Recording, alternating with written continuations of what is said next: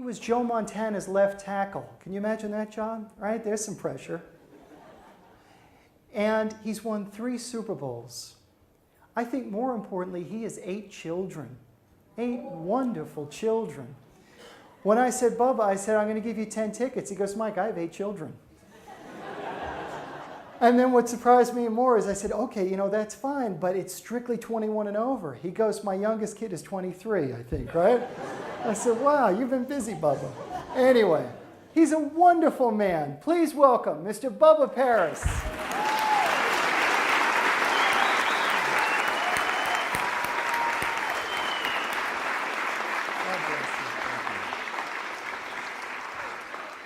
Why did the turtle cross the road? To get to the Shell station. Y'all knew that, but anyway. You know, I'm a person that is driven by passion. You know, someone once told me, it was a preacher that said that your test becomes your testimony and your mess becomes your message. And so I'm a person that believes that as things happen in my life, that as I go through them and I persevere through them, that me overcoming them gives me a message that I can bring other people out of it. And the thing that I'm so happy about this organization is that I got to hear you talk. I mean, I really did. I got to hear him talk. So you don't understand, I just finished my first book. I've written a whole bunch of books, but I've never finished one. I got one, and I got one that's called Born for This Moment. And it was so amazing to hear so many of you talk in this room. See, I had an opportunity to go to the greatest academic and athletic institution in America, and I'm sorry for all of y'all, but you know that's Michigan. But anyway, don't be hating. You know everybody can't go to Michigan. See, when you go to Michigan, you get an undergraduate degree. It's about equivalent to a doctor's degree at Stanford. But anyway, but as I was sitting there listening to everyone speak, it encouraged me because I realized that as God was feeding my mind as I was writing my books, that he was feeding your mind together, that when he decides he's going to make a move in the world, that he touches a lot of groups of people's mind at the same time.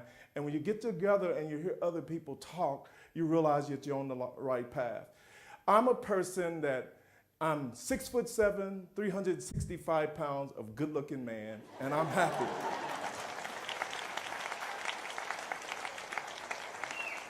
I made a commitment years ago, my mission statement, I'm a motivational speaker, and this is what I said, that I will have a life-changing impact on everyone who participates in one of my presentations, and if you don't, you're not obligated to pay my fee.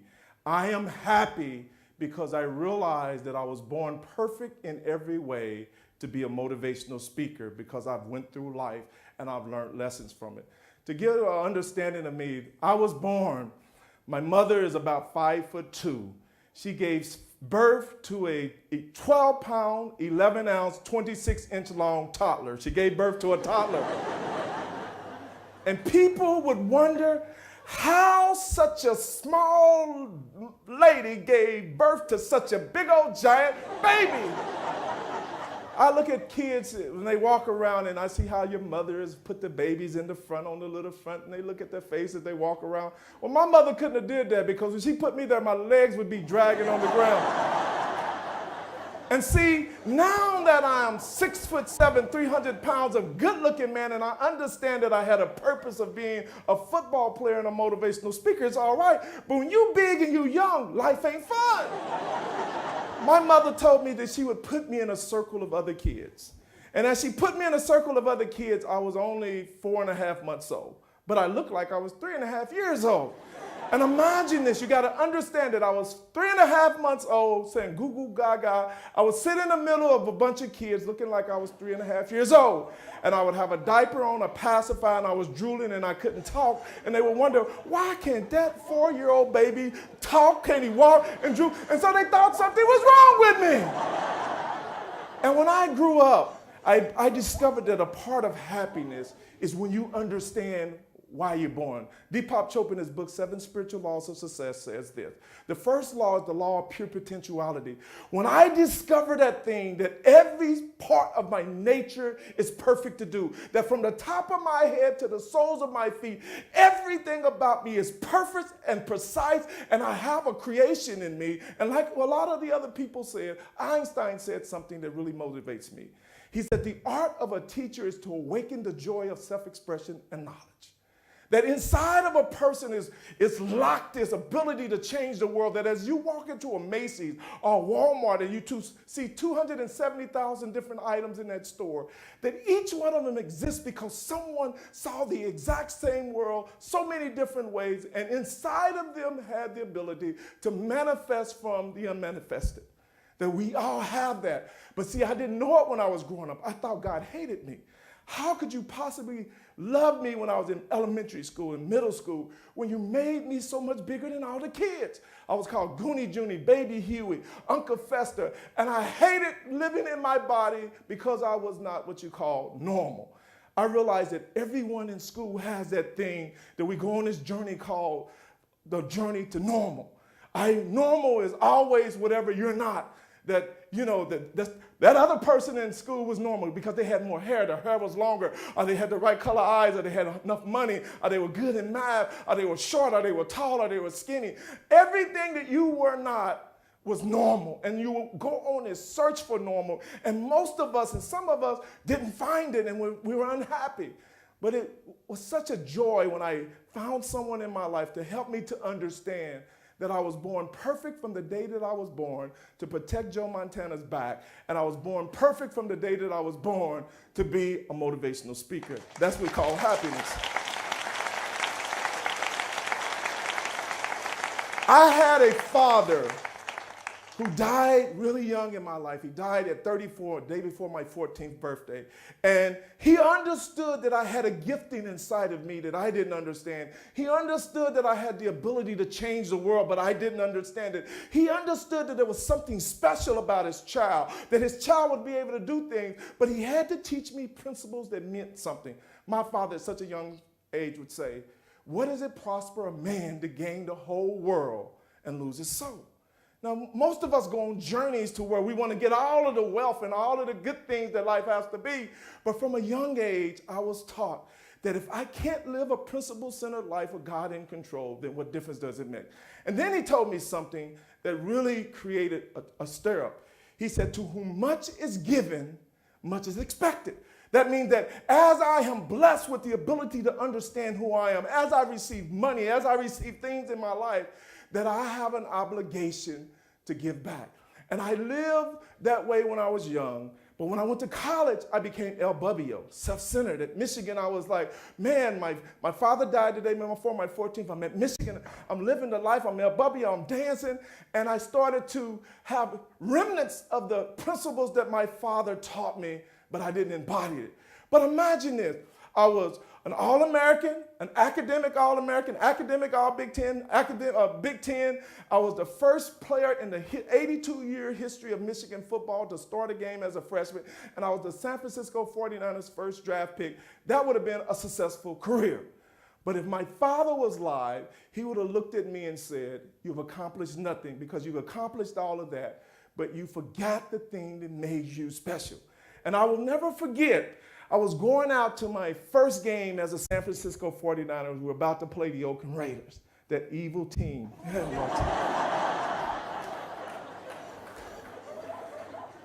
Who in their concept of life say when they die they want to end up in the black hole? Only a Raider. Most of us want to go to heaven. They want to go to the black hole. But anyway, but I will never forget this. Something that happened in my life that changed it. I came out and they were introducing people, and so Bill Walsh wanted me to be introduced last because I was the starting rookie left tackle. And so starting at left tackle, Bubba Paris, and I ran out, and the whole stadium erupted. And at that moment, I became ashamed. And the reason that I was ashamed is because I was aware that all of these people were cheering for me based on not what I've done in the NFL. I've done nothing in the NFL. This is my first game. But they were cheering me because of how I lived and was at the University of Michigan that made me worthy to be a starter. But they didn't know that I wasn't a good citizen. And so at that day, when I came out in my first game and I saw these people cheering for me and I got embarrassed, I made a commitment at that day and I kept it for the whole time I played. I said, every offseason, I'm going to touch the lives of as many people who fills the stadium. That's how many people I'm gonna do events and I'm gonna go places and I'm gonna touch and I'm gonna make my life mean something. I'm gonna tell other people that from the top of your head to the soles of your feet that you're perfect in every way, that you're born perfect in every way, that you may not understand, but I made up in my mind I was gonna do it. But see, I had two epiphanies that happened in my life that created a paradigm that I use in helping. The first epiphany happened very young in my life. I was doing an autograph session, and there was a lady and a man a lady and her daughter came up to me at this autograph session. And they said, Bubba, our father has pancreatic cancer, and he's at the end stage. And my father, the doctor says he's gonna die within the week, that if he finishes out the week, it would be a miracle. And would you come to my house, because our father was the greatest 49er fan, and it will really mean something to his life. And so I said, yes, I will go. So I finished up my event. Later that day, I went to the house. And as I went into the front room, I could see all of his family there. And they were in such a deep sense of mourning. Everybody was sad. Everybody was just out of it. You had the kids that didn't want to lose their father, and the mother that couldn't imagine she was about to bury her son, and the wife that realized that she was going to have to raise these kids by herself. It was such a spirit of mourning that when I walked in, he was in another room. I knew that when I went in the room, this is what I was expecting to see. A man laying on his dying bed, barely being able to take a breath, looking up at me, appreciating the fact that I'm there, but really can't communicate with me because he's gonna die within the week. And when I walked into the room, this is the foundation for the epiphany that I got in this room. When I walked into the room, the man was sitting on the side of his bed. He had 49er hat, jerseys on, 49er socks, 49er shoes. He was dressed from the head to toe in 49er outfit, and he was so excited seeing me. It made such a difference. And for 45 minutes, we sit and talked about 49er football. We talked so much, and he had so much energy, so much excitement, so much of this thing that I forgot that he was going to die because I couldn't see it. And it got time that about an hour then went by, and it was about time to end it up.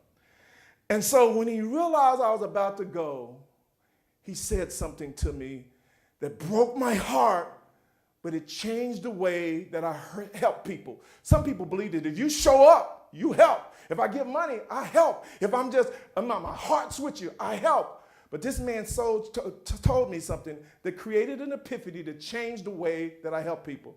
He said, Bubba, he said, I'm 39 years old. I have 2 children, and I have a wife. They tell me I'm going to die in 3 days, and I don't want to die. I realized when I saw this guy, he didn't want to die. And he said, everybody around me is just looking for me to die, and it's killing me on the inside because I don't really want to die. And I prayed for that man that day. But I prayed for him in a different way, and this is the way that I help people. I prayed for him as though I was 39 years old, and all of my children were in the room, and that my wife was there, and it was me about to die in a week. I prayed as though I don't want to die. So I approached that prayer with that guy that day, and I prayed that he would live, because that's how I would want someone to do for me. So when I go up and help people, when I go out to these thousands of groups and these places that I go there as though it was me that's homeless, there's me that's an alcoholic, there's me that's drug addict, that is me that is in the deep need of pain. And I help as though I'm trying to help myself.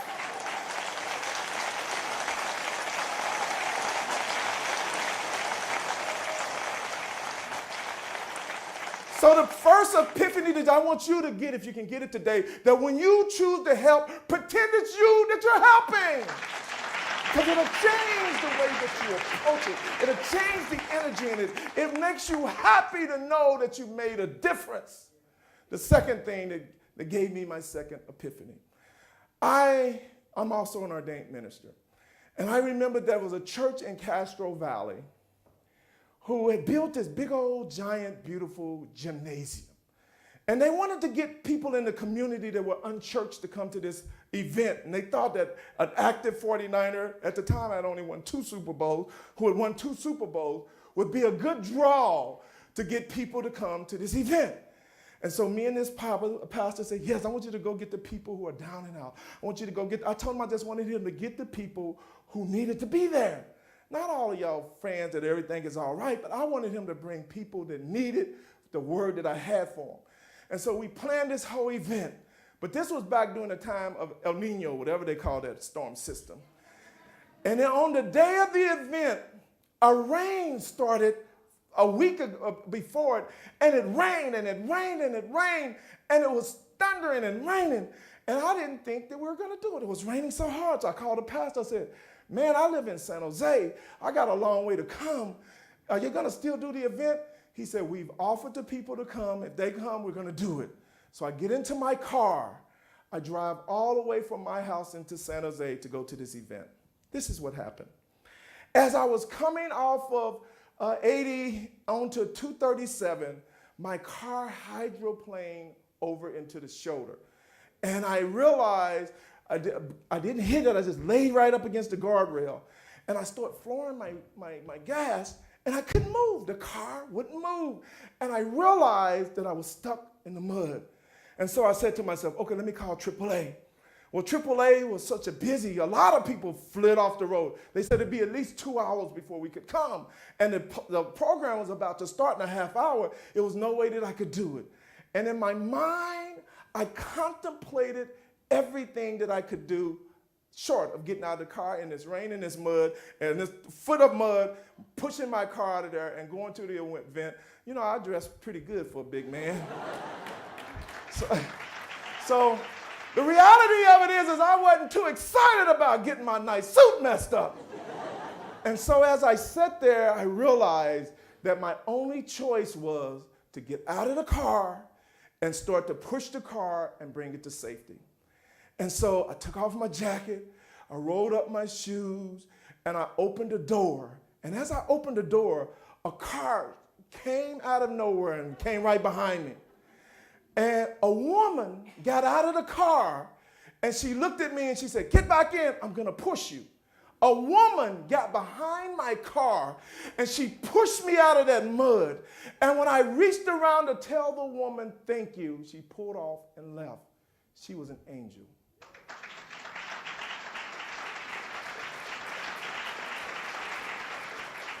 If you go into my house, I have hundreds and hundreds of angels. If you ever want to give Brother Paris a gift, buy me an angel. It could be a broke-legged angel, a purple angel, a pink angel.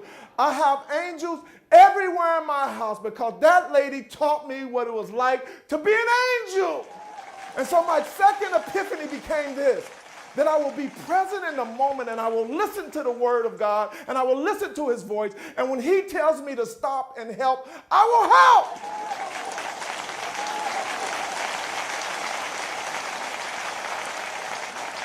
If you're not present in the moment, how do you know when you need to be an angel? How do you know when you need? Today, this is my day to get wet. Today, I'm going to get wet, but one day somebody's going to get wet for me. If you think that way, the world is service. So I go through the world looking to make someone's life. I look to be an angel because that is what happiness is. And you know the thing that's so crazy? I went to that event, gave a great word, and I've met at least 4 or 5 people over the last 10 years who told me that they were at that meeting and their life was changed by it because I made it to that meeting. But that person, that woman who God allowed, that she allowed God to move her heart and help me was my teammate in impacting these people's lives. This is what I thought about the Happiness Hall of Fame. I wrote my speech. Can I give you my speech now? If you ever come to one of my speeches, I'm alone, and that lady right there books me for all my speeches. Raise your hand. So if you ever want the best motivational speaker in the world, contact her. But this is what I wrote about the Happiness Hall. Because you're right, I understand what some of y'all say. If somebody calls you about, I'm a member of the Kentucky Pro Football Hall of Fame, the Multi-Ethnic Hall of Fame, the D-Cells Hall of Fame, the Catholic Sports Hall of Fame. Who talks about Happiness Hall of Fame? But I'm honored Because you know what this Hall of Fame means to me? It means that God has said, well done, my good and faithful servant. Thank you. I appreciate your time.